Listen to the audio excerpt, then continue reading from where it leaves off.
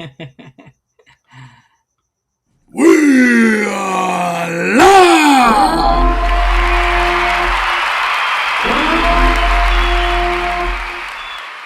Speculation Sunday on a Sunday!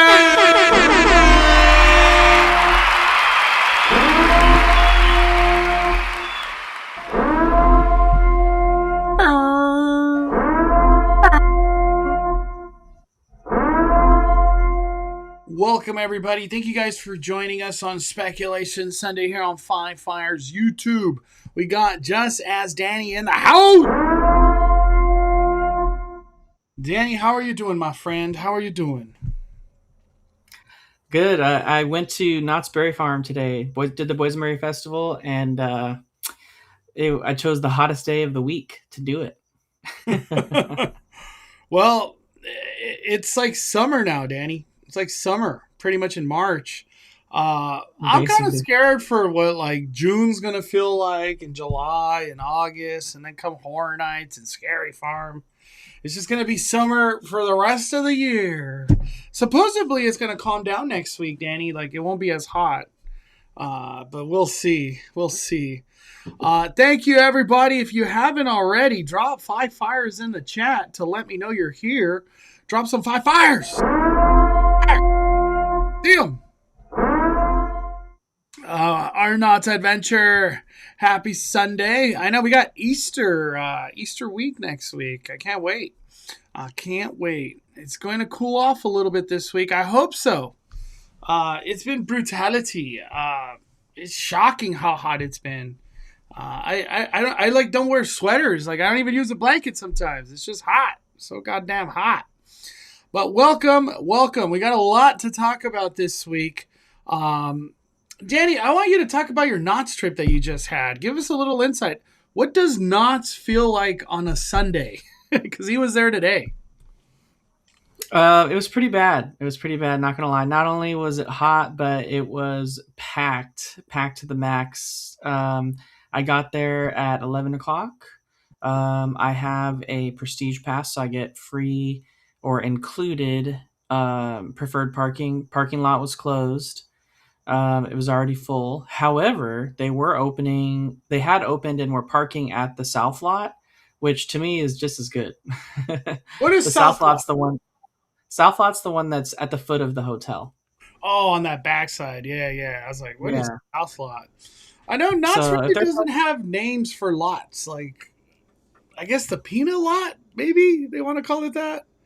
And then we got the dirt lot, and then the employee lot. So there's South Lot. They officially call that one South Lot. I don't know if the other one has a name, but I call it the Beach Lot because it's on Beach Boulevard. And then preferred parking and metered lot, right? They call it metered lot for the ones that are doing the day of. But it was a good experience though at Knott's. I will say, they were trying their best to be really efficient with rides. Food today was horrendous. The operations in food was terrible. And that's why they want to bring that chicken restaurant where Johnny Rockets is. They want another cafeteria style. Just come and go. Come and go. I will say, like, I know you've seen it too, Mondo, especially on Scary Farm nights. They had you'd see like Calico Mine Ride, like one train operation with like a line that doesn't look that bad, but it's brutality when you're waiting in it and it just doesn't move.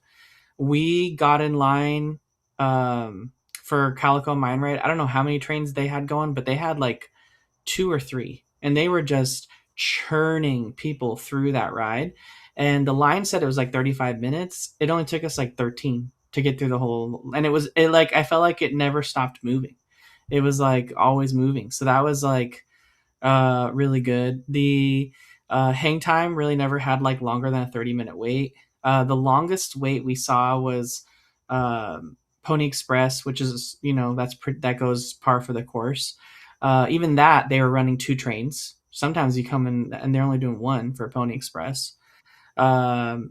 And then the other longest wait was the log ride at 60 minutes. But to be expected. To be expected on a hot day. You know what did have the longest line today was Panda Express. Dude, Panda's just so good at Knott's. It's the best food at Knott's. Mondo, they do have names: South Lot, Western Lot, La Palma Lot, La Palma Lot, East Lot, and Prestige. Wow. I bet you ask 500 people, maybe 1% of people know that answer. I had no idea. La Palma Lot, I would have never guessed that. That's crazy. We learn something new always here on Speculation Sunday. Learn it. What's up, Jazzy? Knott's is terrible when it's busy. Yeah, yeah. Um, what? Yeah, it wasn't too bad though. Like overall, the food we got good was good. Like good food. We did the pastrami Reuben again, the Brussels, monkey bread, a lot of things we already tried. Did the only bummer of the day was we waited about 30 minutes in that super huge long line in the sun over there in Boysenberry Lane, behind Ghost Rider. Yeah. Um, and by the time we got to the front of the line, I was there to order boysenberry meatballs and boysenberry barbecue meatballs and mashed potatoes. And when we got to the front of the line, he said, "Oh, we don't have any meatballs." And I was like, "Oh, I wish he would have told me before I waited." Devastation. That's how I felt, Danny, when I waited for that brick thing, and I never got it. I never got it. And I was just like, what's so funny, Mondo? I thought of you because I was like, I was at the front of the line, and then they had the other item that they had there was the brisket mac and cheese, but I didn't really want that, especially since I wasn't going to eat the mac and cheese, and I was just like, should I just get it because I waited in line? I was like, no, because Mondo did that with the bows, and he ended up not liking it, so I was like, I'm just going to stick with what I want. Knott's, you're better to go down with your decision than some other weird decision. So I should have just said no. I don't want the bows. I don't want your terrible bows. And I think that was the right move, Danny. If I can't get the mashed potato meatball, I don't want nothing else. I'm gonna leave. I'm gonna go get Panda. Did you get the tasty popcorn? What about the popcorn?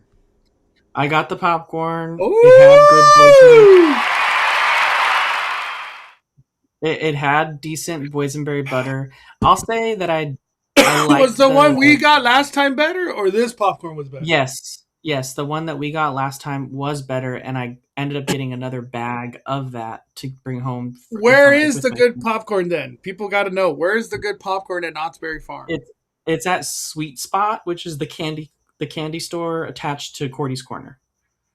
Yep. Mm-hmm. Same thing happened to us. We waited 45 minutes to not get brisket or bulgogi. Yeah, Knott's needs to get on that. That's disaster. Mission failed. We'll get them next time. Knott's. Yeah. There's big ass crowds coming. Why are you running out of food? I don't understand. Yeah. I will say you're like promoting all these tasting tabs, and it's Boysenberry Festival, and people can't even get your meatballs. What the freak, man?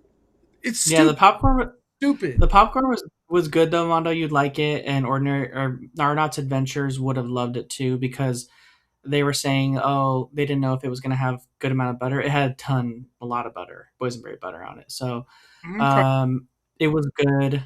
It was very, very good. I will say the hack for me is over at Wilderness Dance Hall. I love all the food that's in there. Like everything was good we had when we were there. But there's two lines in Wilderness Dance Hall. So there's the line where you can order food, and then there's the line in the middle where you just order booze. A lot of people didn't know about the line on the inside that you could just get like some of the booze items. There's a pretty decent amount in there too. Basically all the beers and all the seltzers and some of the premixed cocktails were in there too. And they served a lot of the same things that they did with the bar on the outside, the one that's kind of tucked up against where the Pony Express launches back there. And that line was unrelenting, long. It was not moving, and it was in the heat. More importantly, but that interior line, like no one was waiting in that. And so, like every once in a while, a Knott's worker would like go out there and like grab people from that line and like bring them in. But that was kind of like the hack that no one knew about, is like that line in the middle. Plus, not only that, but like we waited in the food line for there, and it was pretty long. That was like 40 minutes because they only had one person on the register most of the time that we were there. Yeah. But the nice part is that you can get your food there and all the alcohol that they sell inside too. So Mm. you can get alcohol from both lines. So that was kind of nice. And you just take your receipt and kind of go redeem it all. So that was a good little hack there. I feel like if you're getting alcohol, because I saw so many people waiting at the Calico Saloon in the middle of Ghost Town right there, and I feel like I don't really see the point of waiting at that Calico Saloon because like everything that was there, you can pretty much get at Wilderness Dance Hall, and the line's inside, so Yeah. it's like cool and not as hot out there in the middle of the whole It, Ghost Town. did you guys So. go through your whole tasting tab or just a couple items? No, we just did 3 of the 6. Okay. So, Okay. Okay. Um, I got a question right here. We're gonna jump all over the place. No structure today. Freddie, can you guys explain how to obtain D23 tickets? Is it open to anybody? What's going on? What's going on with D23? And you know what's funny is they had influencers to like a media event to promote. This is how you buy tickets, and tickets are available. I honestly, even I was confused, and I had to ask people on Twitter because what the hell? I was like, and even Danny was confused. Danny called me. So you're telling me one ticket is a 3-day that gets you to the Anaheim convention and you do all the big panels? And then there's a 3-day ticket that's the same exact price and you get no convention. Yes. The answer is yes. You're like, what? So I'm getting ripped off? Yes. But let's take a step back. What is happening, Danny? Danny's our D23 official here. He's the official whistle. What do you think, dude? What do you think about all this? Break it down. How can we get the tickets? so When yeah, they're this is available? What's the process? What do you recommend? Like, take us through this journey, Danny, because this is kind of a lot, and this is coming up. So this is good info right now, literally right now. yeah, this is definitely a lot for sure. I'm loving the afternoon only ticket that they introduced. I don't remember seeing that last time, so I feel like that's new, No, that's new, Danny. especially since if you guys, I think Attractions 360 posted about that today or yesterday. But it's really good because if you are the kind of person where you're not interested in going to any of the panels at Honda Center, guess what happens when everyone goes to the panels at the Honda Center? The convention floor becomes dead, right? Everyone leaves. The lines get smaller because they're all getting ready to either go back to their hotel room to get ready for the Honda Center event, or they're leaving the convention center to go eat so that they can then go to the Honda Center event after that. So there's a pretty big period where the show floor becomes kind of dead, and so that afternoon ticket. I talked to my friend David Vaughn. He was one of the people that were invited to the media event, and he asked that question with Disney Media. The afternoon ticket is 4 to 8 p.m., Mhm. which is a really great time if you're looking for low crowds. You don't want to be there in the crush of it all. If you're not interested in getting those limited edition, merch drops, you're not interested in, making sure you get first in line for whatever autograph signings happening that day or whatever. You just want to see the show floor. You maybe want to wait in line for some merchandise. That 4 to 8 tickets going to be pretty good. So that's a really cool new option that they have this year, and probably really good for those that are a little overstimulated too. That's a good ticket choice. Um, I think though the hard part is, so if you're the kind of person that you're like, I want to go Friday, Saturday, and Sunday, and I definitely want to go Friday, Saturday, and Sunday at the Honda Center as well. So your ticket of choice is going to start with the 3-day Section 400 D23 Ultimate Fan Pass. That's $297 for 3 days. That gives you access to the Anaheim Convention Center all 3 days and the nosebleed seats at the Honda Center for all 3 days at the Honda Center. So that'll be the first ticket that sells out immediately. It did last time. I wasn't able to secure one, even with early access like I had last time. So you have to have multiple options ready to go. Now, for me, really like, and I think for Mondo too, we really care about going to the show floor all 3 days, and we care about going to the panel for Disney the theme park announcements, right? The other two Honda Center days to me are bonus. One's the movie day. I'd love to go on that day, but I don't like need to go on that day. And then the other one's the Disney Legends ceremony, which I could skip. It doesn't really matter to me. Really cool to see it, but like I don't need to like go out of my way to do it. So if I can't get the $297 like 3-day ticket that's like in the nosebleed seats plus the show floor, then my next option is going to be the 327. And if I can't get the 327 ticket for myself and Mondo, sitting close by to each other in like assigned seats, right? Because we have to pick our seats. That I'm not going to jump to the 477. I don't want to be spending that much money on 2 days of Honda Center that I don't really care about. You know what I mean? You don't want to see The Rock become a Disney legend? No, but here's where it gets confusing, because if you're not able to get any of those 3-day tickets that include the Honda Center for the price you want, you can't just then like then you have to buy the 1-day ticket, right? And so then you have to find the 1-day ticket for the Honda Center day that you want. And remember, go back to the right side, Mondo, where it has the Honda Center as well too. Yeah. So that 1-day ticket also includes access to Convention Center. So you don't need to buy Convention Center for that day, and you don't need to buy Honda Center for that day if you're doing a 1-day. But if you want to go on the show floor the other 2 days, then you have to buy a 1-day show floor ticket for $99 for Saturday and Sunday. So last time I had 3 individual tickets. I had a combo ticket for Saturday because that was the Honda Center day. And then I had a show floor only ticket for Friday and Sunday because I wasn't able to get the three ticket last time because it sold out.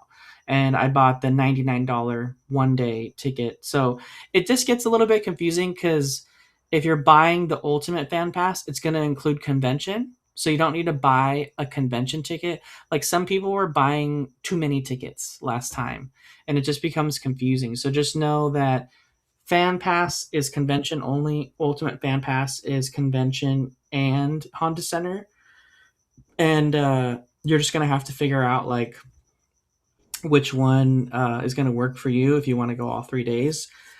And as they start selling out, which they will, you're going to have to adjust your choices. So I would like find your options and like write them down so that you know kind of like what to go to, because it's Ticketmaster, right? It's Ticketmaster. So you're going to load up the Honda Center. You're going to see all the little bubbles. And it's just like Ticketmaster where it doesn't let you buy it by yourself, right? You have to buy more than one ticket.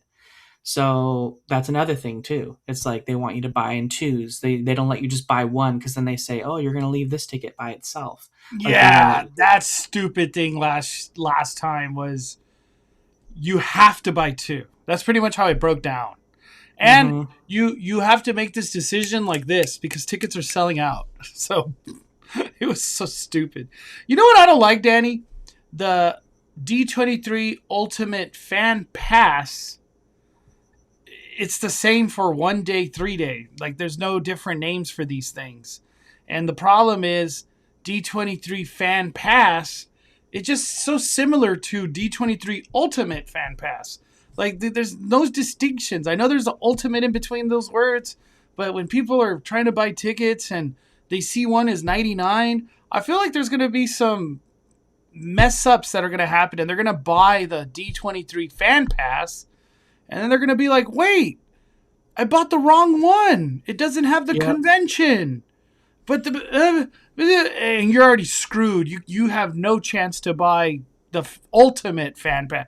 So what I'm trying to say is, when you're checking out, you better make sure that ticket you're buying says either ultimate or not, and on purpose. If you're not trying to go, that's your decision. Or if you are trying to go to the convention, you better does it say ultimate? Yes. Okay. Now I can buy my ticket. So that's our 5-fire word of advice. If it doesn't say ultimate, you are not going to convention centers. So it's kind of dumb that one of them, the one that doesn't have the convention, should have just been 89. So right away, oh, this is the one that doesn't have it. But no, they made him the same price, and or just make it $95. Just to have a distinction between that is the one that doesn't have the convention, and this one does. But Disney's just cash grabbing us like crazy right here. Kind of whack, but it is what it is. That's what I was trying to say, Danny. Yeah, no, and you can see the prices Scott posted there from the last D23. So some of the prices stayed the same. So the 3-day pass stayed the same. With the upper rows, it looks like the convention center for the convention only pass went up by $20. But the one day did go up though. That one went up. Yeah, the one day went up. And then the ultimate fan pass, they're the same. They're the same price. So yeah. It's weird. It's what they're doing is they're giving you convention center with it, and it's before it didn't. I don't know. It's kind of hard to. So. And somebody said talk about the nosebleeds. They are uncomfortable. You could confirm? They're so uncomfortable. I'll basically. And you're gonna be there 2-3 hours probably. So damn. Yeah, they're very, very uncomfortable. I'm gonna have to find an aisle if I can. Even if it means being up higher. Just to have your leg spread or legs kind of stretch. Yeah, just to have a way to stretch out a little bit, because it's for me being 6'3", my not only are do I have a hard time just fitting in those chairs in general, but my legs are into the person in front of me. You know what I mean? So like that. Mm-hmm. Oh gosh, I think I went to Anaheim Convention Center actually. I watched WWE Raw, Monday Night Raw. At Honda Center. It was shitty seats, super uncomfortable. My elbow is touching the right armpit of the person next to me. It's literally that stupid. No, these are horrible seats. I actually remember now. I forgot I went to Honda Center. If I was to pay extra money and go, I guess upper 400, is that still bad? When do the seats finally get better, or they all suck? All these seats suck. Those are all the 400 section seats are all the same. The 297 is just a side view, whereas the 320 I see. Yeah. Okay. Is dead on with the screen in the middle. So I could pay 500 or 477, still shitty seat. Yeah, you're not getting into a better seat unless you're paying 800 Woo! or 900. Yeah. Woo! God damn. Your best bet is the person next to you just doesn't show up, so at least you have a little bit of space next to you. I guess if you want a nice seat, you could drop the big moolah over here, the 1300. Danny, do you have any experience of anybody that actually did these level 100s? Was it worth it? Did people feel that made my whole D23 experience so amazing? Did you hear any of that? The only people I knew that were on the floor were invited media. When I talked to Scott, that's where he was, and David was there. The Mouse Vibes, they were down there. So, but I know our friend Jared. But I want to hear from somebody that paid. You know what I mean? Jared paid for the section 500. No, I think he paid for the section 200, because I remember he telling me he was the 200 section. And that's the first section above the floor. Oh, so the And under. he was on the side of the stage in the like 200 section, and he thought it was pretty good where he was at. So Yeah, I feel like, say I'm a crazy Disney person. I don't think going beyond the 957 is worth it. These 1300, 2000, this is just ridiculous. This is yeah, stupid. we had a good question in the chat. Someone said, "Do I need to be a D23 member to buy tickets, or is it open to everyone?"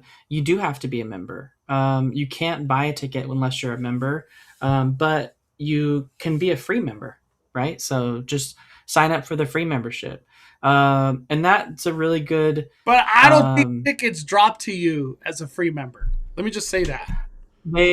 they do. You can buy tickets eventually, and if you're only looking to go to the show floor, then you're probably good.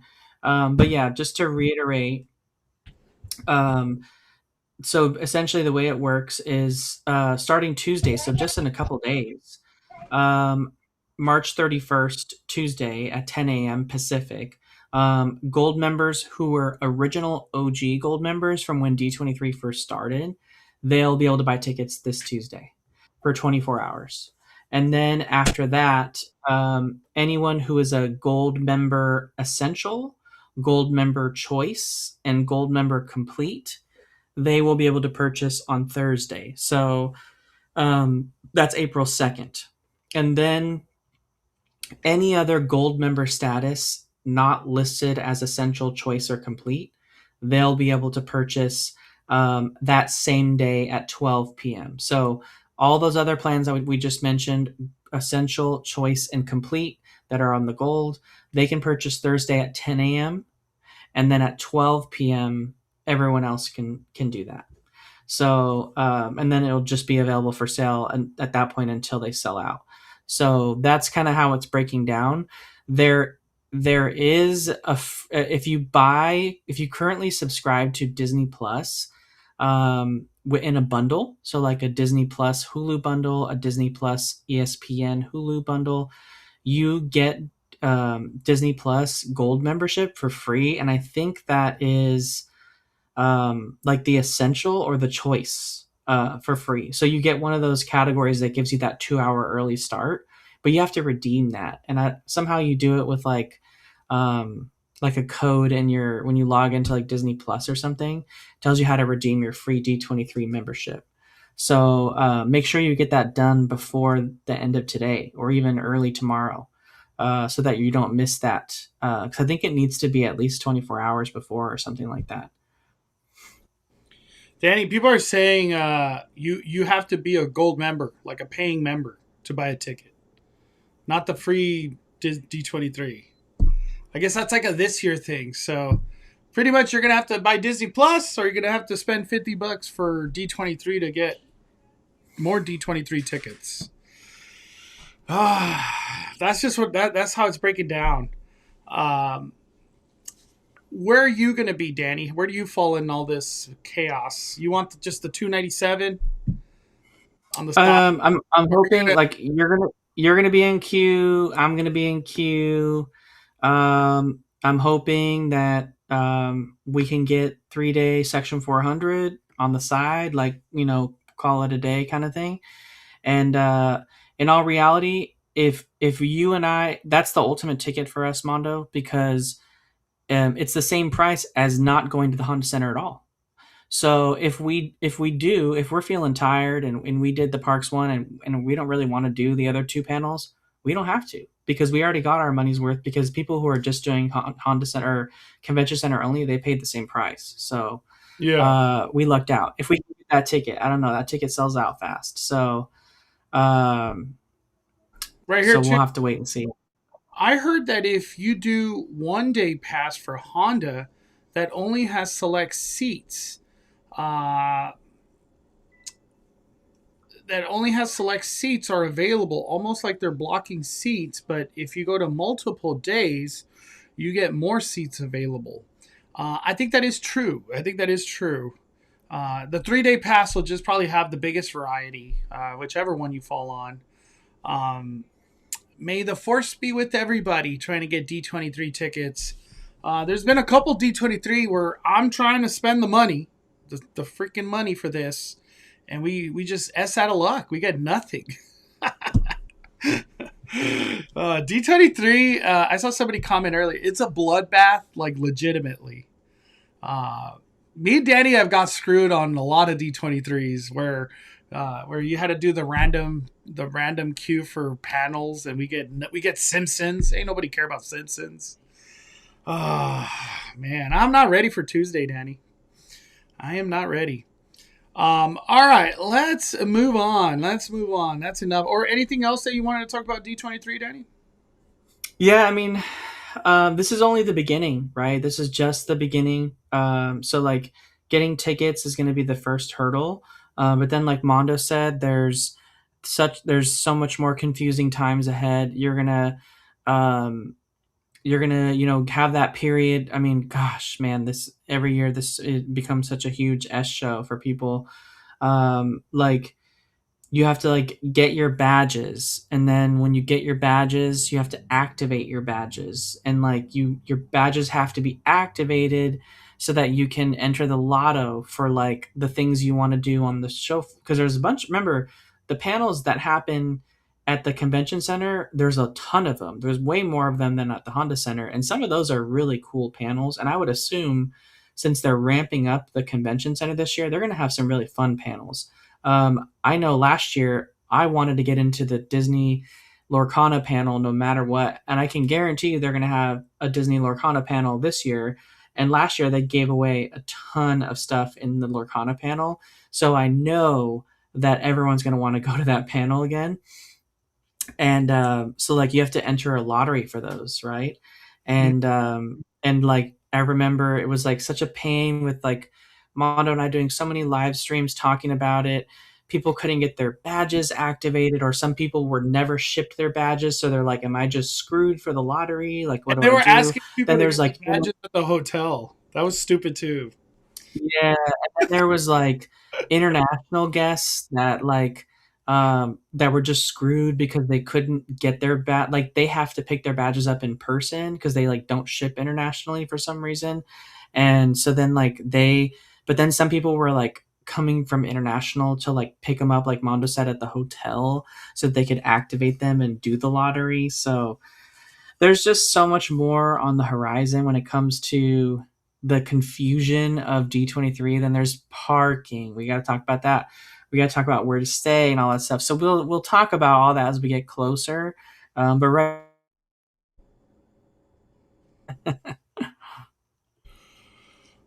D23 is just stressful, and I feel like it never goes smooth. Where you're like, oh, I got my pass, I got all the times I wanted.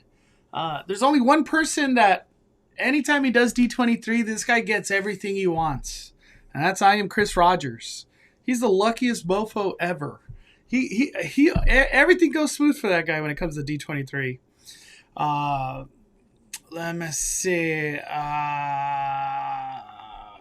There was something I wanted to bring up.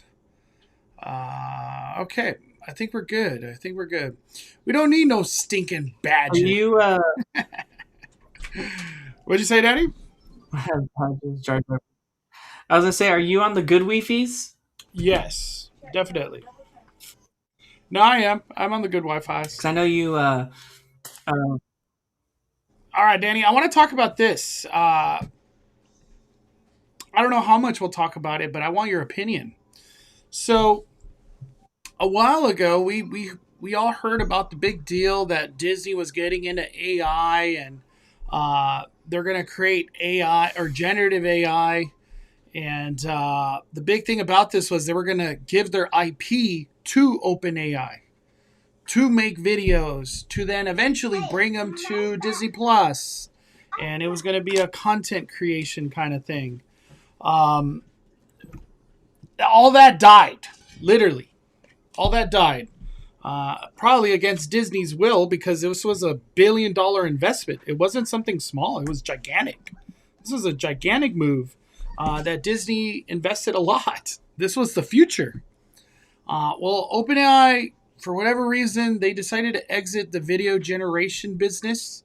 And at that point, it just defaulted and Disney had to get out of that deal because it's just the way it's going to work. It doesn't exist anymore. What is your thoughts on all of this, Danny? And Disney already confirmed as well that they are going to just move on to the next one and still kind of keep charged with this idea of having their IPs with AI, generative AI. What are your thoughts, Danny? Yeah, I think the way that Sora happened, it was like I think Sora was a little too soon, right? Sora was um, just on the brink of when like generative AI video generation was like just starting to become like somewhat legible, I guess you could say, where it didn't look like six fingers on this person and like messed up faces. There was still some of that every once in a while, but it was like getting to the point where it was actually watchable.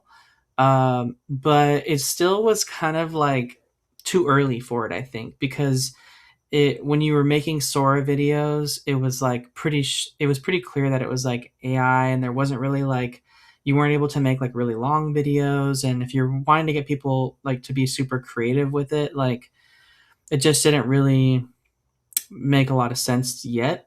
And then people are still trying to figure out like how they're going to use AI, right? Like at this point we know things like physical AI are like probably going to emerge first as like what people are really going to embrace, and physical AI would be like autonomous vehicles and autonomous like food delivery things and Medic.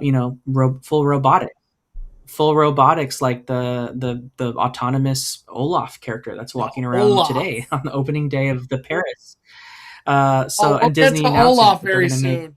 We'll get to more Olaf very soon. and Disney announcing that they're going to make a ton more autonomous roaming characters. So like I think physical AI is like definitely where we start to see things first, but like OpenAI just all of a sudden decided they wanted to shift to agentic AI, which is like more of an assistant, like an assistant that you're, and basically what happened is that Claude, which is like spelled CLAUDE, Claude is another AI agent or another AI platform that started gaining a ton of popularity because they have more of an agentic platform, which is basically like people can create their own like agent, essentially like an assistant, right?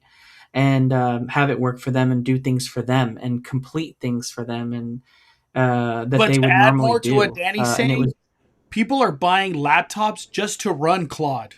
Literally. Like it's getting yeah, and crazy. Getting crazy.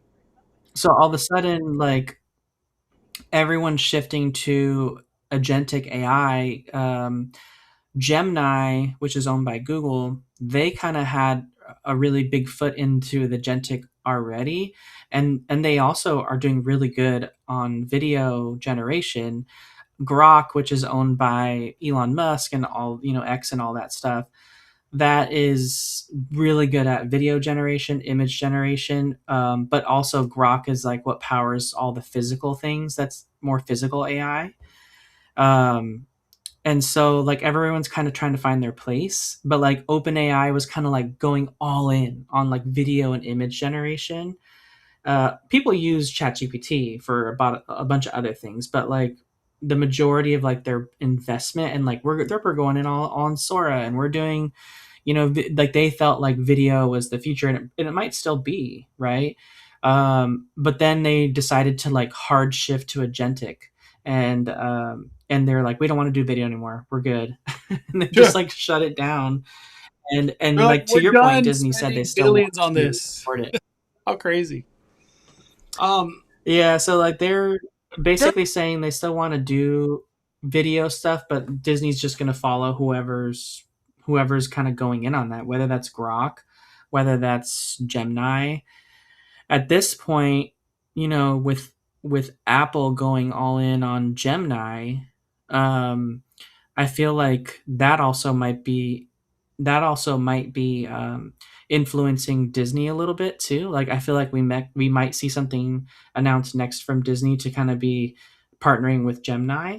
because maybe they feel a little bit more official with that one, right? Like it's Google, right? You Yeah. already Google search things. Let it also use our movies and our intellectual property to do things. And then also Apple's, fully embracing and integrating that. So maybe Gemini starts to come forward as like the main thing that people use. That's so crazy to me, Danny, that like Disney got to the point where they were ready to put in $1 billion on a structure that was closing. It's so wild. I still can't believe that. Um, but are you kind of happy that we're not A going to lot see of people think AI Arlo, that slop? we're Like we're not going to see AI Sora slop? content. Well, honestly, Sora content was really bad, and I don't think people really know what they were doing with it. But some people are making some really good AI generated videos now, and I'm starting to see them on TikTok, and they're getting like millions and millions and millions of views, and actually hundreds of thousands of likes. And if you look at the comments, people are like tons of comment, thousands of comments. People are saying, "Wow, this is what AI should be used for." Like I would watch a show like this. This is interesting. Like you're seeing comments like that, and I'm seeing a lot more videos like that. When I see some of those videos, I almost think in my head, I'm like, to me, this seems more like video game designers and artists are cooked more than like TV shows, because it seemed like more of the video game stuff was like what you'd see in some of these generated things. But I feel like some people feel like we're on a renaissance, and some people think it's like doomsday, right? So it's like some people think it's the next renaissance where, like, people can make a name for themselves in the way that, like, when the dot-com boom happened and people could make a website and a blog and make money, and have all these, you have Amazon, you have all these things that came up during that period. Like people feel like we're in that space again. And then some people think this is like doom and gloom, doomsday, end of the world. Like nothing good can come from this. So you kind of have to find, like, Disney's trying to, I think, put their eggs into the basket of that this is going to be the renaissance, and they want to be at the beginning of it. They don't want to be trying to catch up. Yeah. Um, do you think there's still like the Disney company behind the scenes, like the executives and all the money people? Do you think they're still trying to pump $1 billion into something, or they're kind of more stand back now? Because $1 billion is a lot of money, Danny. That's a lot of money. Uh, like I doubt they just jump into something again right away. Like, all right, let's just put $1 billion again. What do you think? You think they're gonna go fast with this again? Because this whole AI thing is it's going up and down so fast. It's crazy. So does Disney Mm-hmm. make a move quickly? What did they like? Did they actually? Did they actually invest $1 billion, or did they invest the equivalent of $1 billion by not charging royalties to use their intellectual property? As far as I know, they pledged to invest $1 billion. Like I don't think money was exchanged yet, but that it was just like a pledge. Like that's how much they were going to invest. Because maybe at this point they're just like, Save hey, it. we'll sign an agreement. We'll sign an agreement with you, but right off the bat, it's just going to be like, you can use our intellectual property and you don't have to pay us, like, Mhm. or they'll give them like a super big discount to use it, whereas like their licensing is really low versus like really high. The reason I bring up if they're going to do something right away again is Disney's vision was to pump this slop into Disney Plus. And now that has halted. It's been discontinued. How do all these execs and people that love AI, how do they get their slop on a Disney Plus as quickly as possible? Because this set them back a lot. This is a big setback. What's the lady that's running Disney now? I already forgot her name. The one that's under Josh Tomorrow that does the media. I want to say Diane. Um, Walden. Yeah. How does Walden get the AI flop in a Disney Plus? How does she do? Dana Walden. Yeah, she's the AI queen. She loves AI. You think I don't know. Maybe they want user generated content, and you know, they picture their platform, whatever it ends up being, you know, Disney Plus when Hulu combines with it, etc. They want it to be like the next YouTube, where it's like user generated content, you know, and people can come there. And because really at this point, like, there's no real competition for YouTube when you think about it. It's like there was TikTok, really, but you know, as much as to even before TikTok was like banned and then like bought out by an American brand, and when it was still Chinese owned, like they still tried really hard to become long form like YouTube, but they never really were all that successful with that. Mm-hmm. So I don't really think, and not to mention like the search functionality on TikTok, I don't feel it was ever as good as the way it is on YouTube. Yeah, YouTube. Um, Yes, sir. this, the, yeah, TikTok was really good at knowing what you wanted to watch when you wanted to watch it without you having to think about it. At least things that you would find entertaining, right? But I would never pull up TikTok to like search for something. I would always use Google and YouTube for that, right? So, Yeah, yeah. I I know this sounds weird, but I could see the appeal that Disney sees is that what about if we give the people the chance to Mickey Mouse, Mandalorian, and whatever, Iron Man, and create content off it? I could see them. I know this sounds kind of weird, but I could see them getting addicted to creating these content things. Like, oh, look at that funny Stitch video I created today. And, as time goes on, people get adapted to AI videos and it's not weird anymore. And all of a sudden, you have this like AI community of Disney slop that people just are addicted to and love. Uh, I could see it. I could see it. I really can. And then at that point, Disney's creating new content every split second because it's AI slop, and people, for whatever reason, are gonna love it. That's what Disney thinks. Like, I'm just saying what Disney thinks. But I get it. I get what they're trying to do. Somebody sent me a video today, Danny, of Duffy battling Godzilla. Like, they're battling each other. And I was just watching the video, like, I can't believe this is what the world's coming down to, Danny. I'm getting sent Duffy fighting Godzilla videos. Of course, it's AI. But yeah, it's crazy. We're going in a crazy world of whatever your mind thinks of, you could make it come to life in the digital world, like literally. Which I guess is not the worst thing in the world, but man, it's gonna start getting harder and harder to navigate. Of like, is this a real video? Is that person really saying that? It's gonna be crazy. We got a big super chat from Maximum Harold. Uh-oh, wrong button, wrong button. There we go. There we go. Oh, wrong button again.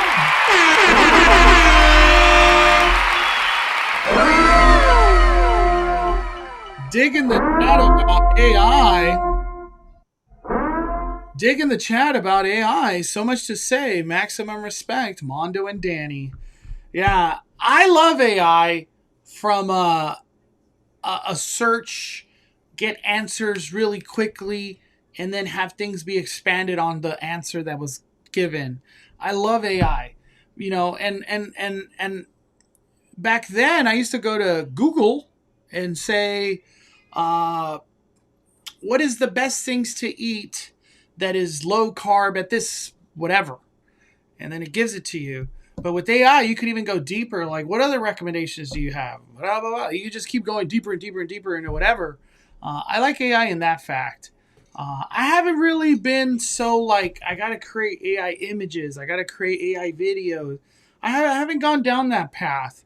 Because at least what we do here on YouTube, you're looking at two real life people. This is not fake. I haven't had the need to create AI content. But like Danny was saying, AI content starting to get lots of views, lots of shares. People are becoming adapted to seeing AI videos. And as weird as it sounds, it's just kind of the future of where things are going. People I know, and the people I know even have AI girlfriends. AI girlfriends. What were you going to say, Danny? I was just gonna say, to your point too, like all the adults, who are really biased against it right now, and like just use the word slop, right? And things like that. Kids that are being born now, and or that are young, like Max, literally like Max's age, to them, it's going to be content they'll probably end up watching on some sort of electronic device that they have, and it's going to be normal, and they're not going to know the difference of um, a handmade animated thing versus something that's been generated by a computer. And to them, if it's entertaining, they'll watch it, right? So um, you know, it's I always feel like you have to adapt to things, and try to find the positive in it, and like how you can utilize it for the better, versus like just rejecting it. So I feel like that's kind of what Disney's trying to do. That's on the outside looking in, that's what I feel like they're trying to do, because they could just sit there and infinitely like sue people nonstop and put like uh, you know, cease and desist orders nonstop when people start using their content on things, or they could like give in, because that kind of move could eventually like make Max's generation like hate that company, because they're like, oh, they're not being fun, they're not letting us do this, like boycott them, and like they might hurt themselves in the long run. So people have to do what they're comfortable with, but I think Disney's ultimately trying to come out ahead on that above everyone else, and like figure out how they can be first at it. You know what I mean? Yeah. So it's like When all the I see any AI disruptor videos, to any industry. sometimes Max will watch YouTube, like the kids version. There's a YouTube Kids, and like sometimes there's AI slop on there, and I block those. As soon as I see AI stupid ass videos, I block the channel. I literally block them right away. I don't know. Max rarely gets to see YouTube. We usually like to keep him on movies, like watch movies better, Monsters Inc. or Batman, just whatever. Watch that. I don't know. I'm against kids consuming AI slop. That's where I'm at right now. I'm against it. But I don't doubt it. Max is the perfect age for AI world. By the time he becomes 18, so what? It's 15 years from now. It's going to be a different world, Danny. It's going to be a different world. Um, let's Mm-hmm. keep moving. Roger Darling, I've seen you ask this question. Let's get to it. I know you've shown it in videos, but would you be willing to show on a map or break down what universal bubble is and what's changing? Well, I can't do that right now. At some other point, I probably can. But the universal bubble is just all the entrances to Universal that are normal. Most of them are going to be gone, and you're seeing fences go up now. And what's happening is you're only going to be able to enter Universal Studios Hollywood, as far as I know, 3 checkpoints for right now. It's going to be iFly, and you're already seeing that structure be built. The next one would be Woody Woodpecker, and that's all almost done, honestly. And the next one is Frankenstein. I'm still not sure how Frankenstein's going to play out. I never go over there, but I should. I wouldn't doubt that there's probably walls and they're working on stuff already. But Frankenstein will be another security checkpoint. Uh, that will be the only way you get into Universal. The only way. And that will be to get into City Walk, which will allow you then at that point to go to Universal Studios Hollywood, the theme park. But I can't draw a map right now. That's just I guess I could ask AI to do it, but no, I can't do it right now. I can't do it right now. Chris Hatch, Danny, Crit. I'm gonna be there next week, but just curious, are those buckets of cookies good from Downtown Disney? Let's see what Danny says. The bucket of cookies. People love them. I personally can't say anything about them because I've never tried them. They smell good when you're walking by, and I know they've had a food truck at downtown Disney for a while, multiple times, and have been asked to come back multiple times, and have been a success when they were here as a food truck. So they were successful enough to where they're like, hey, let's make a permanent stand here in downtown Disney. So in that aspect, it did. They are liked. They're a little on the expensive side, but they're just really good gooey chewy cookies, right? So if you like a good chewy gooey like cookie, then you're gonna like those, right? They're not crispy, they're not like super hard, they're just like soft, like a soft baked cookie. So if you like soft baked cookies, you're gonna like these. My recommendation: just go to Harbor Galley. They're $8, and you get like 6. The bucket of cookies are $25 or $28. There's a lot of money. I would almost prefer you take your $28 to Din Tai Fung. Go spend $28 over there better. That's my recommendation. But yeah, people do go crazy. Honestly, Kathy's cookies, I've never heard anybody complain about them. But I'm here to complain about the price. Daddy, I can't justify $28 cookies, dude. I just can't do it. I can't do it. That's crazy. Someone in the chat brings up a really good point.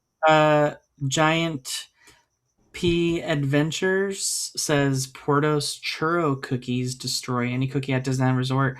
I just had a Portos churro cookie and a Portos chocolate chip cookie. What the Both heck? were very, very, very, very, very good. So when Portos does open, a lot of things in downtown Disney will probably not do as well as Portos. Where's this churro cookie? What the hell's a Portos churro cookie? I don't know what that is. It's I think it's just a cinnamon sugar, like it's almost like a snickerdoodle kind of thing, A snickerdoodle? Their cookies are chewy though, and really good. Really, really good. They're not like hard and gross. Is it like one of these, Danny? It looks like one of these. Yes. Mm-hmm. Damn. Yeah, as soon as Portos comes, everything will be second place to Portos. Crazy.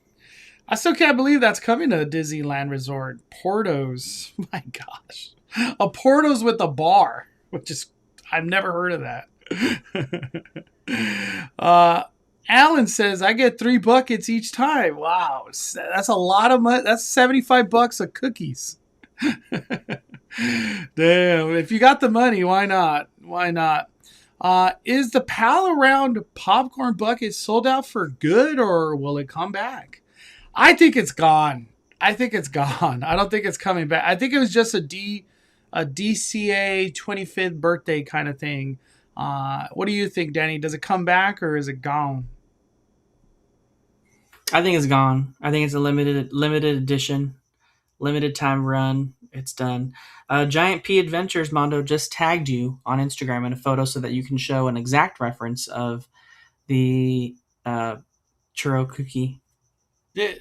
Usually Peter tags me on the Twitters. Let me see. Oh yeah, Twitter. I've never had that at Portos. Damn, Peter, was this They're like so 20 good. cookies? How many cookies do you eat, Peter? God damn. That's like 20 cookies right there. Damn, they must be good. Portos at Disney is off limits for me. I ain't waiting in a huge line for something I could get down the street in Buena Park. That location will be chill when Disney opens up. Yeah, I wonder if that will be the case. Everybody's just going to go to the Disney one, instead of Buena Park. I think Buena Park is not going to not be busy. They get so much foot traffic down there. It's insane. I think they're just both going to be busy, both making lots of money. We got Brian. Do you think DCA will change its name when Avatar and Coco are built? like how Paris Park is Disney Adventure World now.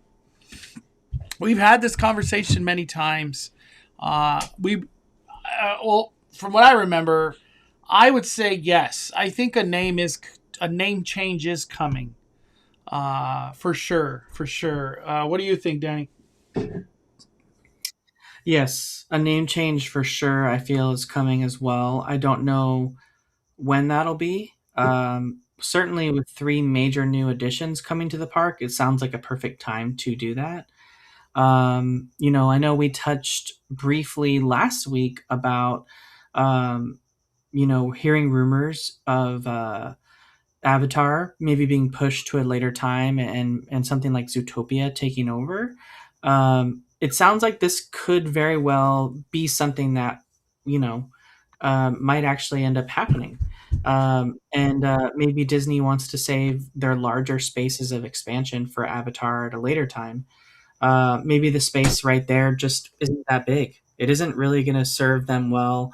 I know originally when we had seen concept art for this at D23, after it was first announced, it was like pretty clear that the monorail was going to have to move around that space for Avatar.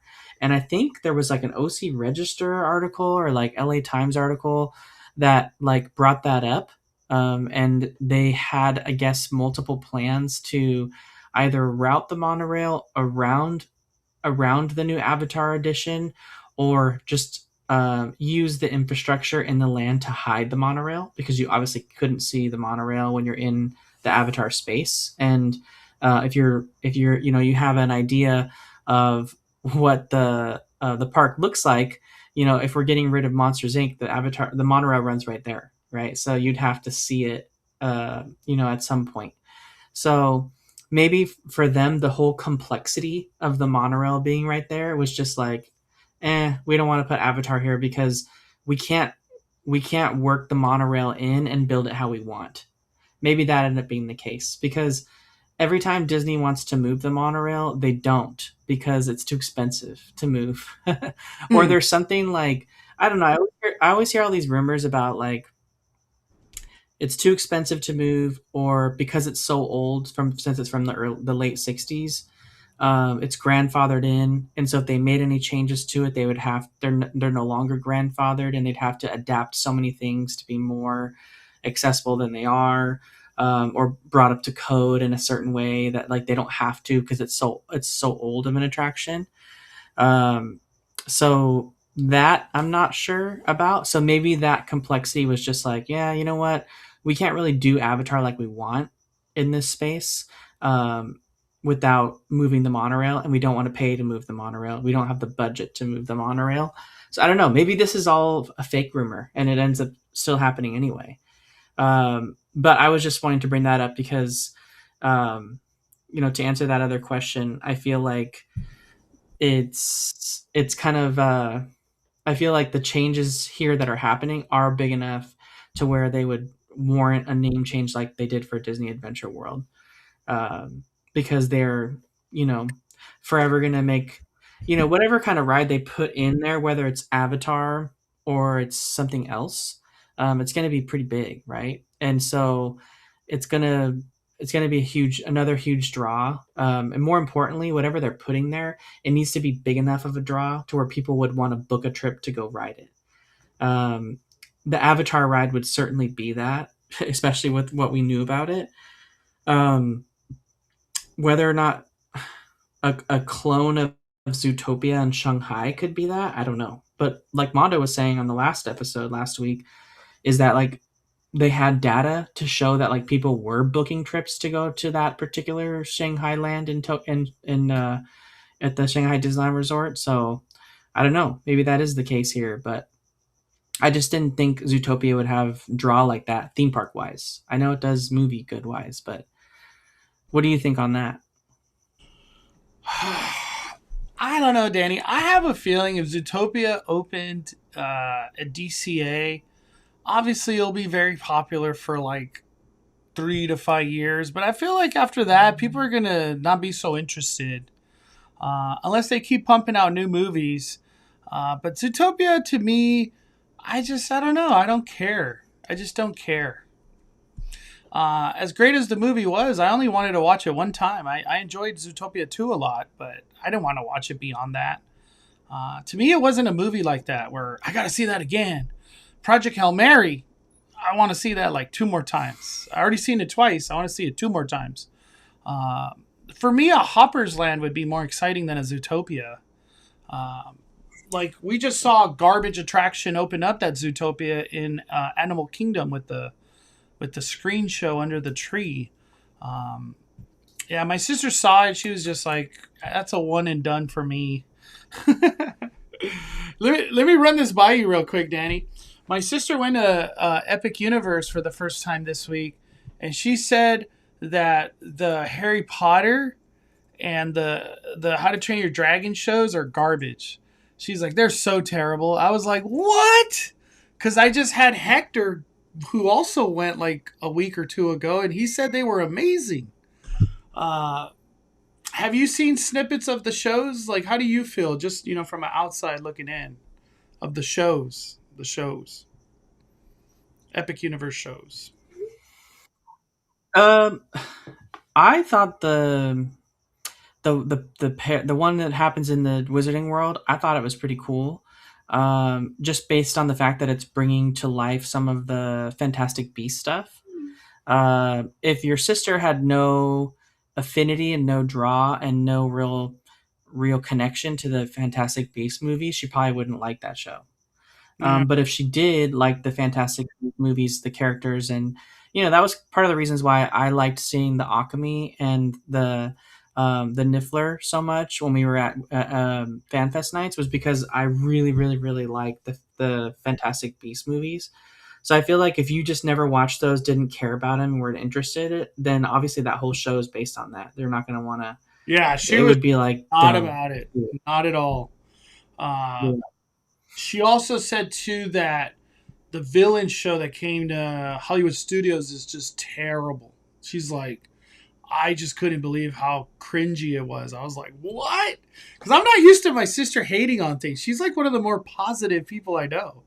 But she was just like, yeah, that was bad. I was like, well, when I go, we're going to watch them. So you're going to have to watch some bad shows with me. That's what I told her.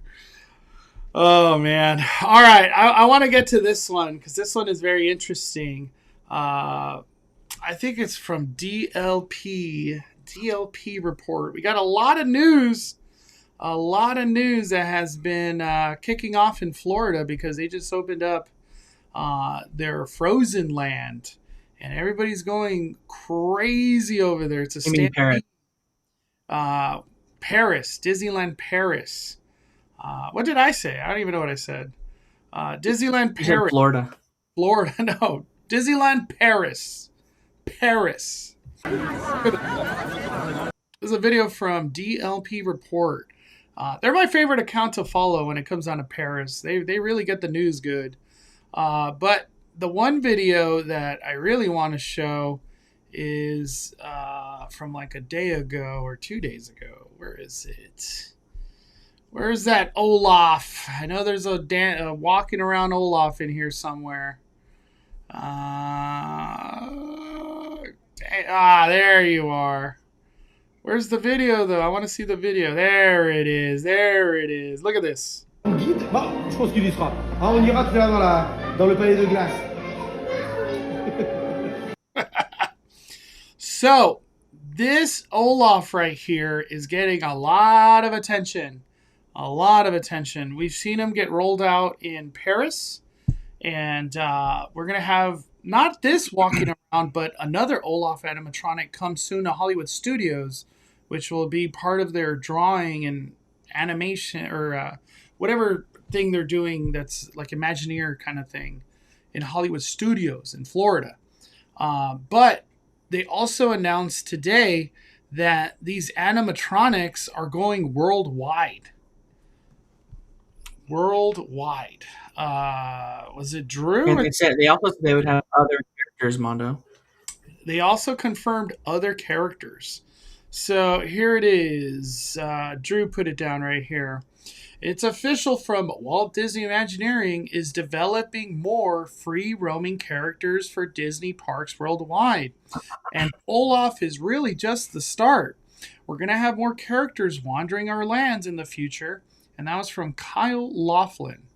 Um, what is your initial thoughts with these animatronics, these roaming animatronics? How do you feel? What do you think about the future uses? And we'll go into a deeper dive after what you say. I love it. I love the idea of them. I love the little droids. I love this.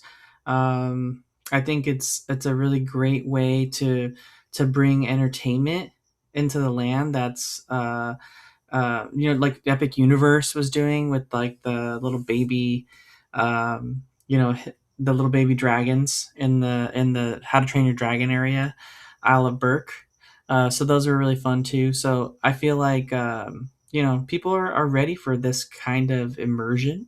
It just brings another level, and Disney's always trying to find the next way to do that. I'm still wondering how they're going to implement that floor that they showed at the D23 and also at South by Southwest. That floor that moves. I'm trying to figure out what they're going to use that for, as far as entertainment, or are they going to use it on an attraction or what? Mm-hmm. Mm-hmm. What are prime candidates just off the top of your head that could be an animatronic? Like, what do you think? They could do something like a little Sebastian. I was thinking like a little and then like Ariel has it where like she holds it like on a pillow, or maybe holds him like a little shell, and like he's there at the meet and greet with her, like talking to the guests that are there. Mm-hmm. So like I'm thinking of it more, not necessarily as like main characters right away. Olaf is a main character, right? But like where he's kind of by himself. But I'm thinking more of like supplemental sidekick characters that you can't really get. Like you can't really put you. There has been costumes for Sebastian, but like he's not that big, right? So Yeah. like how to bring characters to life in a realistic way. Like this is Olaf size. Like they have Olaf characters that like we see it in the Paint the Night parade. You know what I mean? But like it's way bigger than what Olaf actually is. So this is a way to like bring to life like those sidekick characters. So like think of all the sidekicks, like a little Pascal for Rapunzel and things like that. Like that's how I see it being used You know what should be as a like a cool one? supplemental. A Lumiere. Lumiere would be sick. Yeah, I mean they already have a really impressive puppet animatronic of that in the Beauty and the Beast, like where you go into Belle's house, the story time Yeah. with Belle over in Magic Kingdom. They have him in there, very convincing. Miko would be amazing. That'd be cool. Mm-hmm. Uh, you know where my mind goes, and they have to be thinking about it because there's another movie coming out soon too. Is Stitch? You know for a fact that they're thinking about Stitch. I would imagine though for Stitch, he would have to get on all four paws and kind of do the walking like a dog in a sense, because Stitch does that. He can't just be walking. But I wonder if Stitch would also kind of do his little like Godzilla walk a little. But they have to be Mm-hmm. thinking about Stitch. I think Stitch is number one for this kind of use. Um, let's talk about the Doom side of this. Uh, are we going to see Olaf as a person character ever again? Or does that kind of just eliminate the job and they're just like, hey, this is the only Olaf that could be in this land? Because we know Disneyland likes to do weird things like this. Or is the person Stitch, the person in the suit Stitch, will that one still exist for photos and whatever? What do you think? Like where, because that's kind of the path where things are going. We can't have Yeah, two the robots Olafs. the robots need to be a little bit more robust, right? They need to be a little bit more hardy. I think for that to happen right now, like you couldn't put this Olaf on a float. because he has to be in like a controlled environment. You can't have anyone walking around it. He's behind a fence. Like it needs to be in a controlled space. Like when we get to the point where, the robots can be bumped into by a kid, tugged on, and they're okay.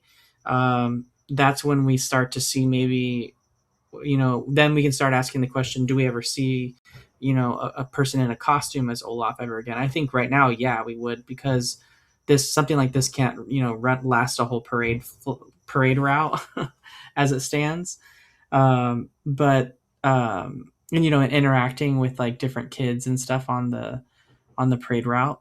But maybe that's in the future. But again, this is another example of physical AI, right, that we're seeing more of. So I saw Theme Park IQ mention earlier. Remember when they told us we'd have free roaming animatronic droids in Star Wars Galaxy's Edge? I want to say they accomplished that already, kinda, with the BD droids. I think that's what they were called. What were those things called? I think they were called BD droids. Those are. Yeah, those were free roaming in a sense, and they were like accepted big time. All the little kids loved those things. They had like character to them too. It was really cool. Some people are saying Rocket Raccoon. That would be sick. Wally, of course. Some people, Chris said Simba or Timon or Pumbaa. Those are probably happening because we have that Lion King land coming at some point in Paris. I'm still shocked that that's not a Disneyland thing, or even Florida for that matter. They're the ones with Animal Kingdom, and they're not getting Lion King ride. Kind of weird. I'm excited. Yeah, BDX droids. That's what they're called. BDX droids.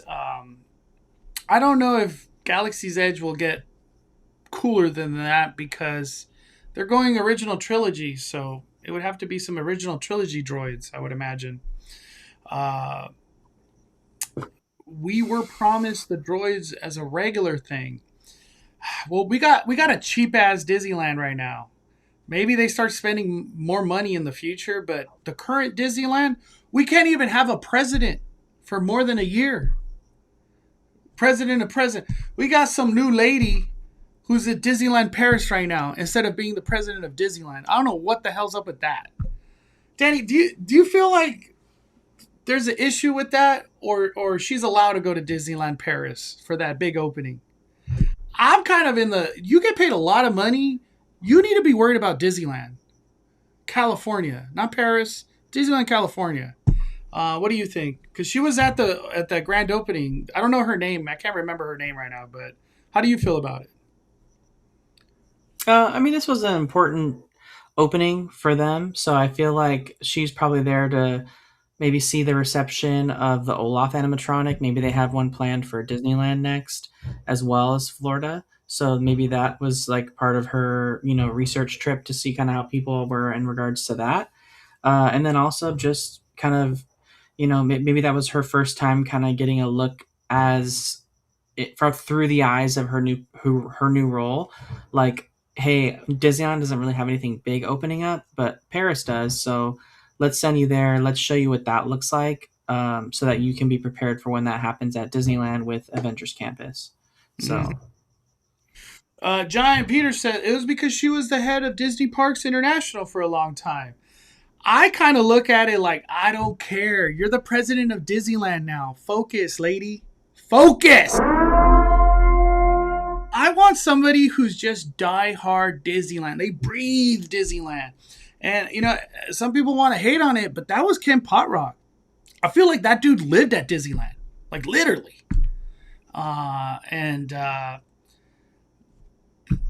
not going to go beyond that. It's just, I don't like that lady being at Disneyland Paris. Like, you need to be focused at Disneyland, man.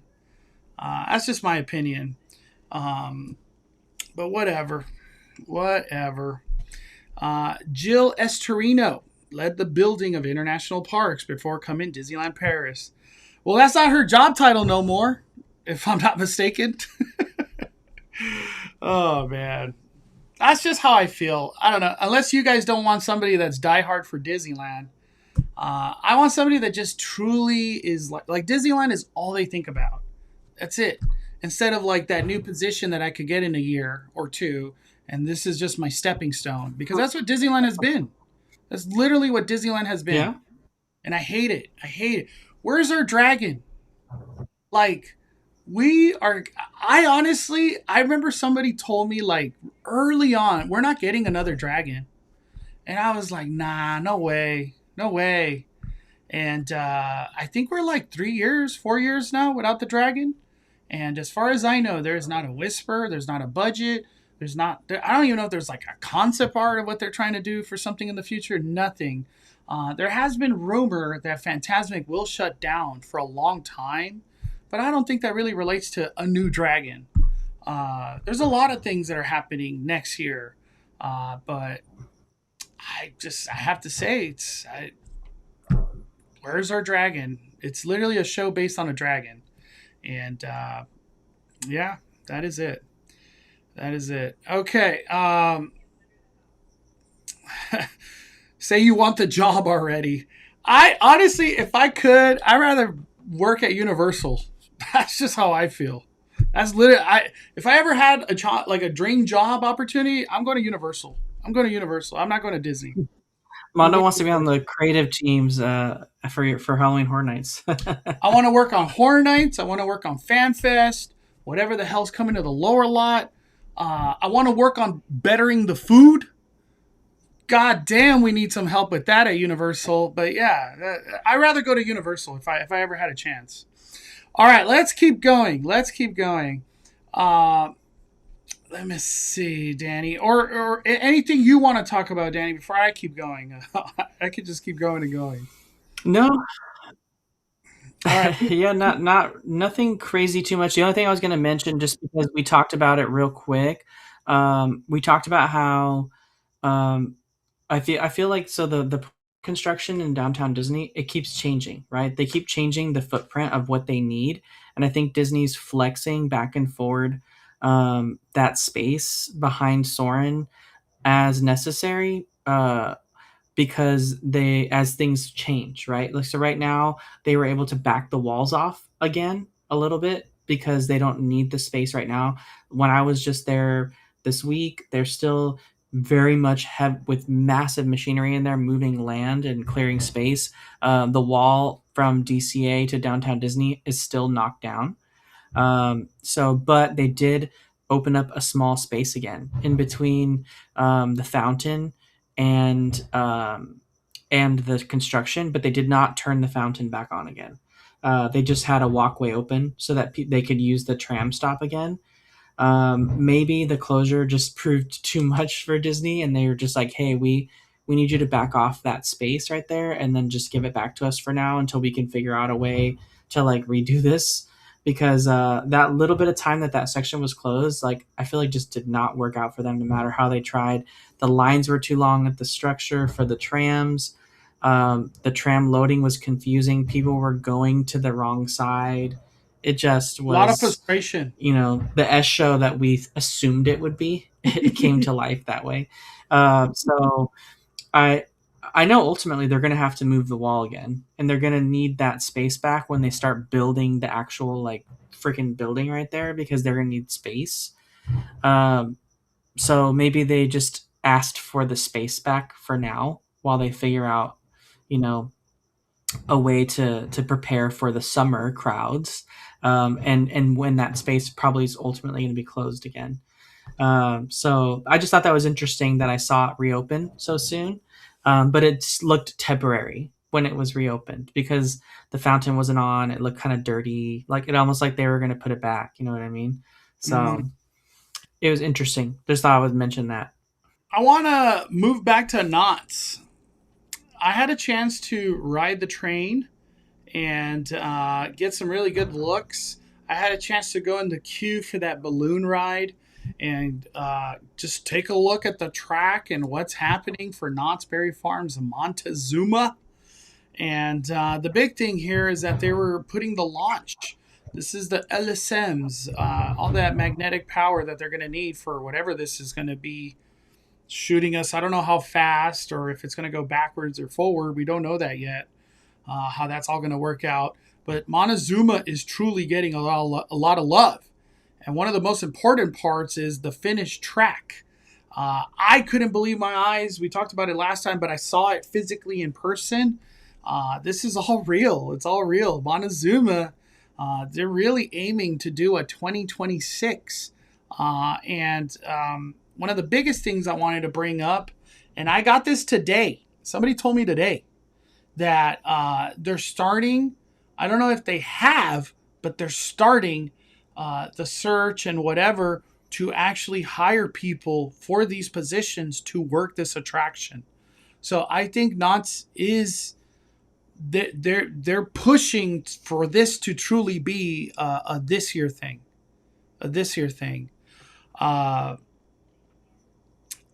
What are your thoughts on all this, Danny? What are your thoughts? Yeah, I mean, I think they, they're kind of, we're getting a weird mishmash of like what they said that the ride was going to be, what it was before, and in a way that just works, with what they have left and what they were able to recover. They spent a lot of money on this to really not change what they originally said that they were, but they had to in order to just get a ride back up and running in this space. More importantly, I think they needed to hit that time frame, Mondo, more than anything because of the rumors that we're hearing about Jaguar. They need this to be off the books and done so that they can focus on doing Jaguar and how they want to redo Jaguar. And this cannot be part of like spilling into that budget.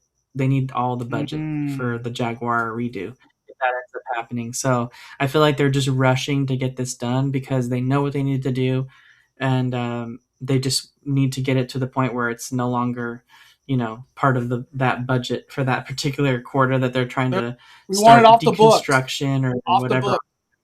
Yeah. Damn. Mm-hmm. We got Anime Flicks. Dylan of Theme Park Obsession pointed out that they didn't put LSMs on the other side to have random launches. So the random launches is still in play? I couldn't tell you if it is or not. Things are so long gone from that original press release of all this. They sent out a mailer to everyone. They kind of have to get it done this year. They can't delete the mailer like they did their YouTube video last year. Yeah, well, like I said, there's rumors and speculation that they are hiring. I don't know what kind of time frame they're trying to hire people, but it's up in the air now. Like they're putting it into the matrix. And I can't wait. I can't wait for whatever this is. Is it just going to shoot forward? Is it going to shoot backward? Is there going to be a tunnel to it all? Is there going to be music to this? I don't know. There's a lot of questions to still be heard. How fast will this be?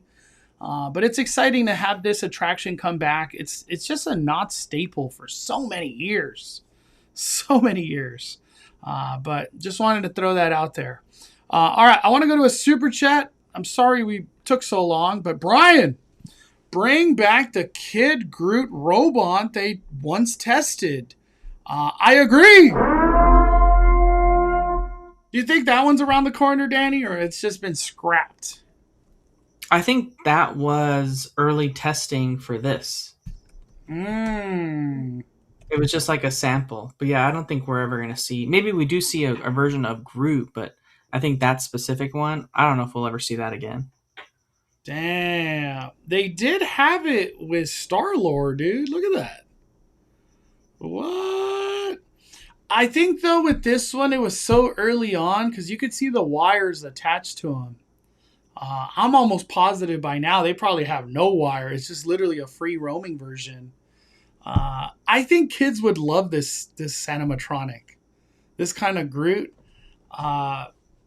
Let's just throw it out there, Danny. Is Doomsday a possibility for this Groot to come for some odd reason? Or probably not? Like, what could bring this Groot back to DCA? Is there any chance, or is that this was just Olaf in the making, like you were saying? I mean, maybe something to do with the Avengers campus reopening, in like the new land expansion, and a change to that show in front of Guardians of the Galaxy. Maybe we see something like this. I'd be damn that Groot would have to walk a long way to get to that dance area. That's a kind of a big walk for animatronic. Or maybe they kind of do an indoor photo op with this thing. That could be a possibility too, because that's what this was when they did this testing. It was I think it was Junior Dance Party, wasn't it? I think it was, yeah. I want to say it was Junior Dance Party, but I hope it comes back. The baby Groot or kid Groot, whatever they call this, it was so cool. It was so cool. I feel like it's a lot of years now that we've seen that. Like 2 or 3 years ago. I don't know. It just feels like a long time. All right. I want to open up to Q&A. What do you guys want to talk about? Post some questions or topics. This is your opportunity to get the chat going. Post right now. Post right now, everybody. Looks like they're going with the old Montazuma, but updated. Yeah, that's what it seems like. Nothing big changing on it. Groot is all grown up now in the MCU. He's like a bodybuilder now. Well, maybe we get that version animatronic. I hope they change the villain of Doctor Doom for a stunt show at Avenger Campus. Man, I haven't heard any good news on that stunt show. All I've ever heard is it's done. Like, just like Doctor Strange show. That one died too. Star Fox. Did you see that, Danny? I did see that. What'd you think of that? I did not like the fact that I agree with some of the takes out there that I did not like the fact that we saw Star Fox revealed in this way, because it would have been a really cool moment for Star Fox to be unveiled in the movie as a surprise, rather than like, oh, we're already expecting Star Fox at some point. Like, I already know when we got that snapshot of like upcoming Nintendo movies, when they posted that, that timeline, we knew a Star Fox movie was coming, but it would have been really cool to have just had this surprise in the movie. And like, that would be our first look at Star Fox, and how he would look in his own movie. So. Yeah. You can't argue with 33 million views just on X from that one post. It's just insane. I still can't believe Wednesday, and they're doing midnight showings of this thing. Wednesday, we could all see Mario Galaxy. I will definitely be watching on Wednesday. I am so excited. I can't wait for that movie. Hey, Mondo Danny, I have started my journey to complete every English set and promo card ever made in the Pokemon TCG. Wish me luck. Chris Hatch, that is a lot of money, bro. That's a lot. That's like my first thought. That's a lot of money. But may the force be with you, my friend. May the force be with you. Samuel, 43 members. 43 months. Nothing much to say. Keep up the great work and 5 fires. Let's go! 5 fire! Hey, love you much, Samuel. Thank you, brother. Thank you. 43 months. I appreciate you, man. Do we think Josh D is still going the... Do we still think Josh is going to do the Parks panel, or do we get the new guy? That is interesting. Yeah, I don't know about... I don't think Josh lets it go. I don't think Josh wants to be the face of Disney. He don't want to let that go. You want to pay Mondo $99 to watch a 2-hour, 3-hour presentation from Maslow? So this is how I left Disneyland in about 3 months. Let me tell you the story, guys. No, I want to hear Josh. I'm paying all that money. I want to hear Josh. Yeah. And Josh, First of all, and we've said this before, as soon as Josh takes the stage and his beautiful face comes on the screen, the crowd's gonna erupt. Just on the "you're the CEO and we love you" and all the glazing from the crowd. It's gonna be a 5-minute standing ovation. What is it called? Evasion? Standing ovation. What's that word, Danny? Standing ovation. Ovation. Standing ovation. Just 5-minute glazing for Josh tomorrow. I already know it. I foresee the future on that one. Let me see. Any horror night rumors or updates? Saw all the wood. It's funny that you mentioned that, Mondo, because today, when I was at Knott's Berry Farm for Boysenberry Festival, there was also when you look down, that alleyway. I still call it the Depths alleyway, but I know Widows is there now. But I know if I said that, you knew exactly what I'm talking about. Yeah. But there's pallets. There's like pallets of fresh wood there. So we did lose Grimoire and Mesmer. So those are the two that are going to have things happening. For HHN, all I've heard, we had the John Murdy confirmation. I guess I could show that because, that was actually... Well, isn't it? Don't we, Mondo, don't we truly...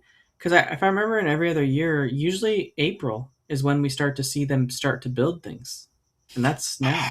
Well, HHN is just an unpredictable beast. It's been February. It's been March. It's been April. I don't know if it ever went deep into May where we finally saw something.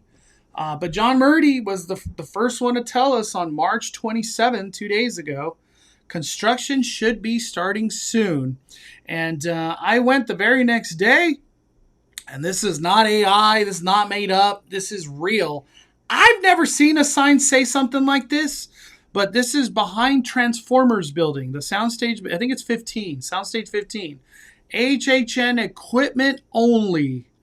And do not move. Do not move at all. I have heard some things. I don't know if it's true. I hear a lot of things, a lot of crazy things. But early April, supposedly we're going to get some work. That could be just a layout on the ground. It could be a tent that actually physically goes up. I don't know. I don't know the details. That's a new spot there, isn't it? What happened? That's a new spot, isn't it? No. This is Scarecrow. Oh, okay. Scarecrow. I think Killer Clowns was here. What else was there? Texas was there. But yeah, I heard Texas, T-Pad and Curious George. Those are the two to keep your eye out. So anybody going to Universal Studios Hollywood, can you help Five Fires out and the Cali Bay? Tag me on Instagram or DM me on Twitter. If you see anything happening at T-Pad, if you see anything happening at Curious George that's exciting, tag me on Instagram.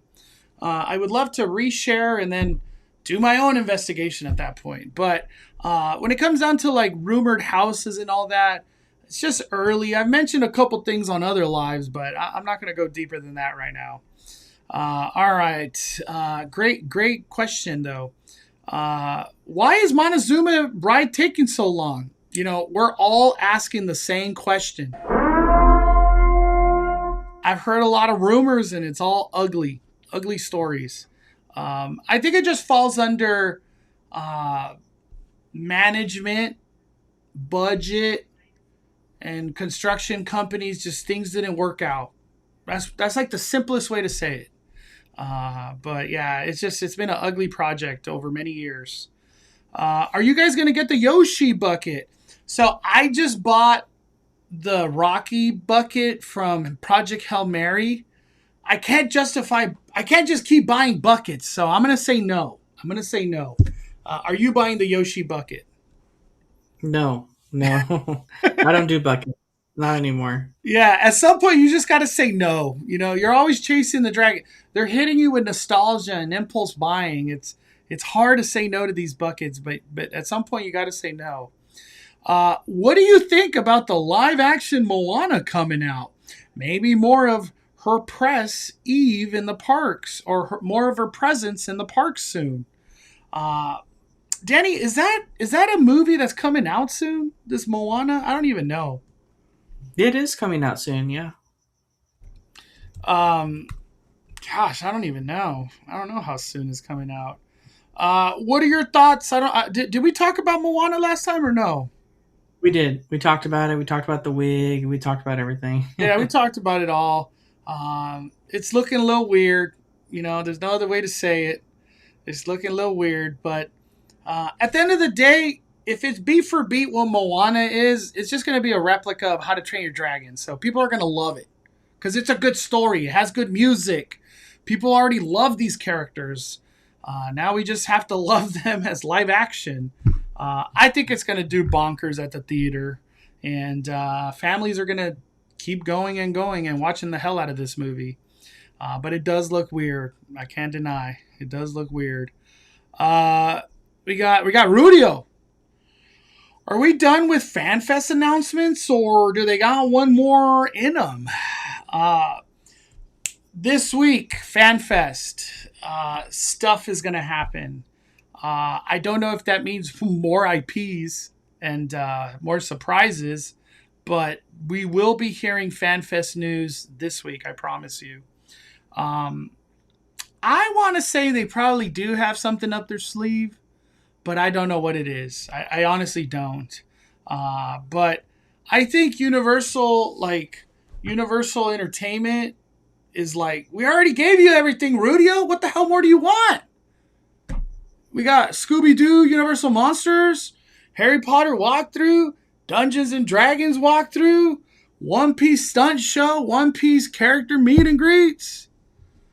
Sailor Moon. You already know Jurassic's rumored to be part of it. What more do you want, Rudio? Haven't you been to a Disneyland After Dark event? Have you seen what you get over there? Oh, man. Let me see. I agree, Danny. They should have kept Star Fox a surprise. Star Fox would have the whole crowd's going crazy. If it was never announced, it would just have been one of those Avenger moments, like on your left. Ah! Did you guys hear that Disney Visa holders got an invite to buy D23 tickets early? I did see that on Twitter. I don't know the details about it, but I did.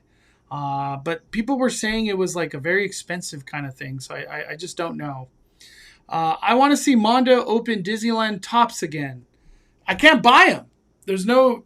and I don't want to buy the ones that are not from Disneyland. Disneyland had the juice boxes. So I wish I could. Let me see. What kind of maze would you like to see in the former Mesmer spot at Knott's? I'd like to see something hot rod related with old garage and gas station facade. That'd be cool. Maybe killer mechanics. You got to survive the mechanic shop or something. I don't know. Anything that could spark your interest, Danny? That's super Knott's related or Knott's lore. What do you think could come to Mesmer? I think you're muted, Danny. They could do Knott's could bring back I think it was called Killer Clown College. If I'm not mistaken. Yeah, Killer Clown. I want to say it was something Clown College or something, but they had it was called Killer Clown College, and they had a maze, and it was in that exact location. So they could bring that back. That'd be a cool thing for it. What the because hell? Then they stay on theme. Then they stay on theme with that area being the clown area, so they can have a clown maze again. So are you? This is the only thing I could find, Danny. It's whatever the hell this thing is, dude. Wow, that is scary, dude. Is this what you're talking about? Dude, there's a whole This is just jacked up, dude. I don't know if I want to go in there. Damn, Scary Farm was... This is another level of nightmare fuel right here. Jesus Christ. Killer Clown College, and it was spelled with K's.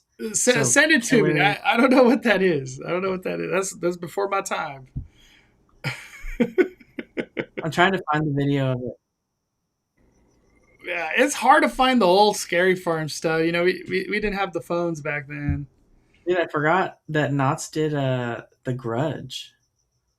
The Grudge at Scary Farm? I think I remember that. The Grudge, Knott's.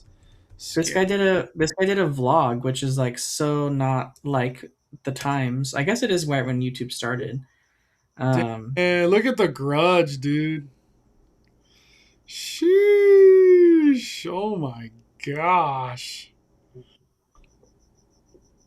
Yeah. I sent it to you on text, Mondo. Terrifying. What am I looking at, Danny? What is this? This is a vlog from his Not Scary Farm 2007. I think that's when I went, when they had Killer Clown College. This is it? Mm-hmm.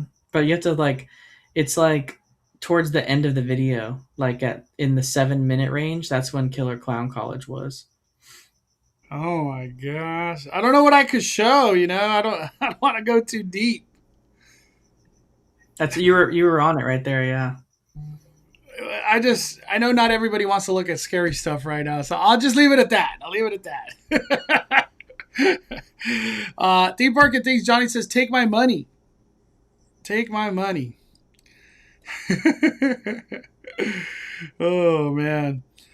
Any speculation on when Fast and Furious will open? My guess is Memorial Day. I don't know anything about opening dates. I think it's going to be May, June. I don't think it goes to July or August or any of that. I think it's a May or June. Maybe it's one of those things where, like, as soon as FanFest ends, they go on to the next big thing, Fast and Furious. Fast and Furious, all the buzz, right into Horror Nights. When Horror Night ends, or FanFest ends, make a movie summer with Fast and Furious. You know, it's all movie related. Then Horror Nights, then Grinchmas, and then who knows what the hell will happen next year. That's what I think. All right, closing thoughts, Danny. Closing thoughts on everything, my friend. Yeah, I mean, what I was going to say originally when we were first starting the show was what we just talked about, which was I just remember distinctly that like April was usually when we started to ramp up discussion about Not Scary Farm and Halloween Horror Nights. So I'm hoping we get some of that. I know the topic of conversation is going to transition real quickly to FanFest nights once that begins, which I'm totally okay with. So I'm excited to, see some of the videos, and ultimately Mondo will be there, right? Live streaming, I'm sure, some of the time. So I'm excited to see kind of how that all pans out, how the second event ends up becoming, a hit or not a hit for Knott's. We'll end up seeing, but I think they got a good lineup so far. I'm excited. I love the lineup. That's the thing I'm most excited for right now. Yeah, I love the lineup. Before we do get out of here, Danny, I got to get your opinion on this one. Just quick thoughts, your quick opinion on this. They gave us more pictures on Universal Monsters, and this one was the big one right here with Bride of Frankenstein and lighting effects, and I don't know how this will play out, but they added the water fountain in there too, in Little Europe. What are your quick thoughts on this right here? This image specifically. Yeah, I mean, that's what I was really curious to see, kind of how they did this. So, those buildings are really just blank canvases for them. So I'm really happy they're using things like, projection mapping and stuff like that, which just means like, this might be more of something you do late, because if you go early on, right now it's 8 p.m. daylight still. So if you go early on, maybe this isn't really as convincing as it would be like at 10 o'clock at night. Yes. Yep. No early entry probably for this one, because you're not going to get the full effect. Mm-hmm. Yeah. Real quick too, I don't want to miss out on this. Sorry about that, amiga, from Jess. We got another member chat. Where we go? Jess. Man, I feel like we missed a couple.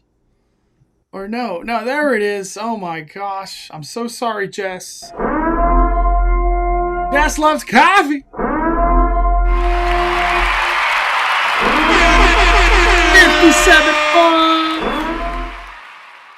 57 months with this awesome channel, Mod Fam, and Fly Fires community. Don't forget, smash that like button. Hit the like button. I don't even know how many people we got in here. How many people do we have in here? Fly Fires. We got 439. Can we get 400 likes? Everybody just hit the like button right now. Hit likes. Yeah, and all the people on X too. 585 people in all combined right now. But thank you, Jess. You are the best. I appreciate you so much. My closing thoughts.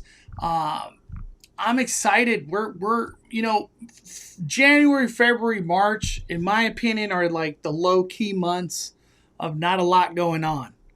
We're about to head into Disney Channel night, Star Wars, the whole timelines and all that stuff's about to happen. What is the other? What are they called? The Star Wars season of the Force. Season of the Force. Yeah, Season of the Force. I bet you we get more details on whatever the hell that's going to be at Disneyland very soon. Star Wars night, so a lot of cool stuff happening at Disneyland. When it comes down to Universal, we're going to get HHN updates, which I know a lot of you are wanting that. Fan Fest, a whole lot of that. I'm going to be vlogging, live streaming, all the good stuff at that event. And hopefully we start getting news that I know there's not a lot of people talking about it. There's probably I'm the only one talking about it. I want some news on DC Heroes and Villains Fest at Six Flags Magic Mountain. I hope they're trying to ramp up some kind of marketing or some kind of buzz for that event. It's one of my favorite things to do. I know we're a little ways away, but at least put something out there. My goodness.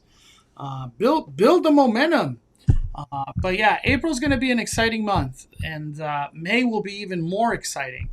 And not even that, we're going to probably see physically people riding Fast and Furious Hollywood Drift in April. So very exciting. We could have firsthand account. How was the ride? Did you have fun? Is it scary? Did you like it? Not like it? We could actually try to ask people that, So big things ahead. All right. If you haven't already, smash the like button. Big thank you to Danny. Incredible live stream. We are firing it down. La Cali Bay. Just as Danny are calling it a day. I'm the main host, Montazuma.